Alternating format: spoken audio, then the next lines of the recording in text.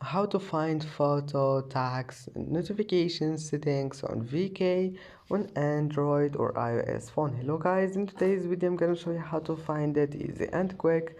First open VK and now click hub and then go to the story lines here and go to settings and then go to notifications, then scroll all the way down until you find here